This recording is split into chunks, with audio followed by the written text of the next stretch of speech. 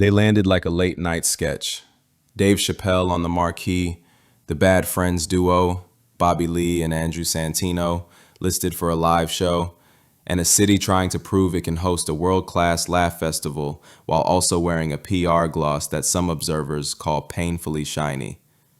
The Riyadh Comedy Festival opened with A-list names on the bill and a predictable public relations backlash that reads like a travel brochure written by an apologetics committee. The event is real, the lineup is real, and the conversation around it has been loud. On one hand, there's the simple human fact that comedians perform and fans crave live laughs.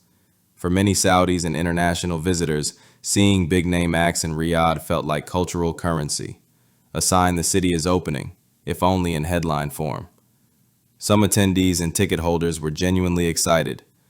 Comedy, after all, is one of the few art forms that still trades in the immediate high of an audience sharing a split second of surprise and recognition. It's amazing. Actually, it's really, really well organized. I'm really surprised. I'm not surprised that it's well organized because, you know, I know that you guys do amazing stuff, but it's new, it's exciting, and it's something completely out of what normal we found here in Saudi Arabia. I love it. Honestly, like, I'm very surprised with like how nice it was and how we really wanted to come to see what it was going to be. Like, nobody knew too much what to expect, and we had a blast. Like, we had tickets for 2 days, and now I'm regretting that I don't have tickets for all the days because like it's been an amazing experience, honestly. I saw Whitney last night and she was great, but I'm also looking forward to Kevin Hart and Jack Wilshere. Oh, I really like it. Yesterday I went to Bill Burr, today is Chris D'Estica.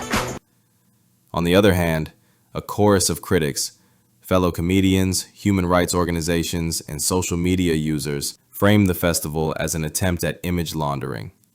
Concerns center on Saudi Arabia's documented human rights abuses and broader unease about performing for a government with a long and controversial record. Critics pointed to the timing, the optics, and the fact that money talks very loudly in these negotiations.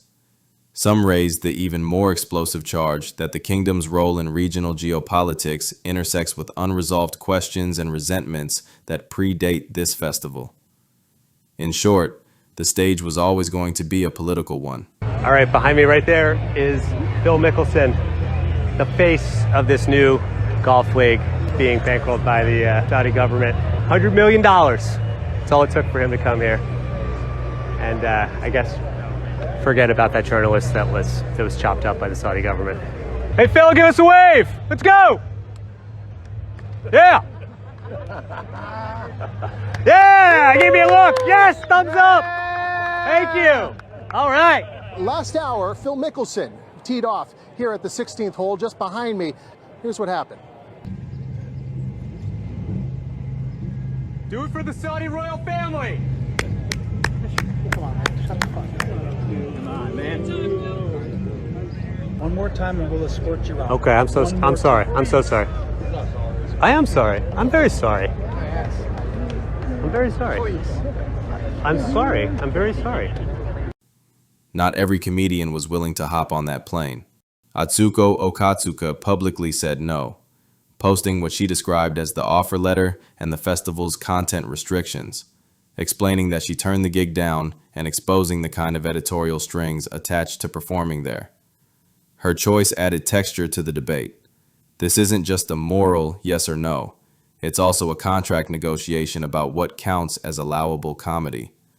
Her screenshots and posts quickly became part of the newsroom feed that asked whether accepting would mean self-censorship or worse, complicity.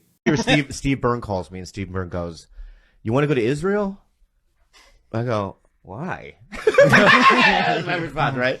He goes, "It's free. They'll fly you out."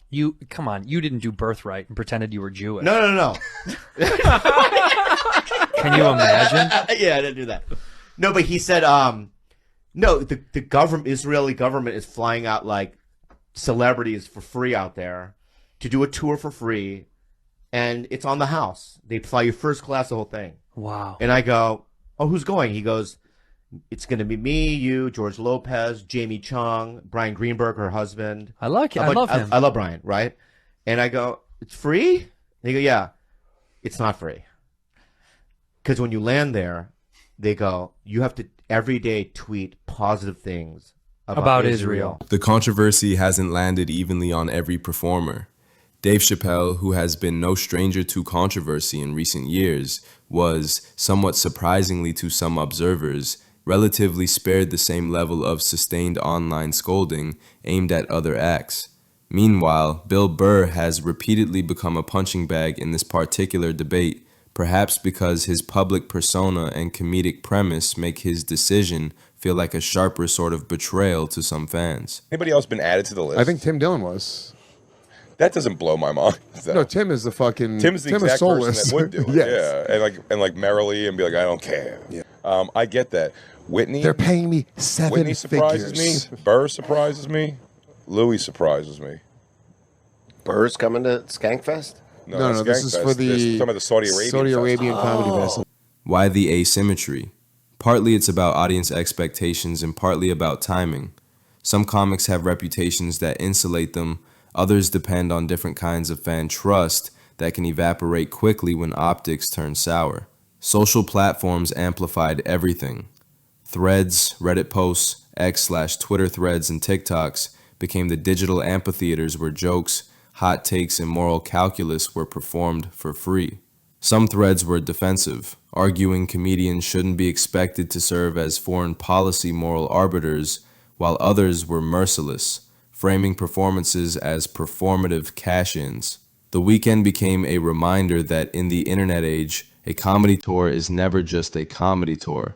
It's a cultural event with an immediate and permanent audit trail.